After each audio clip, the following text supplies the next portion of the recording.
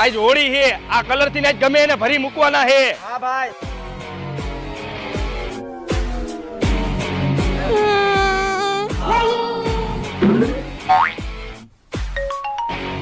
Hello, ક્યાં હો તું?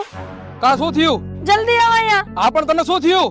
મને મને મને હાલ આવ્યો. થોડીનું ક્યારે પોગીશ?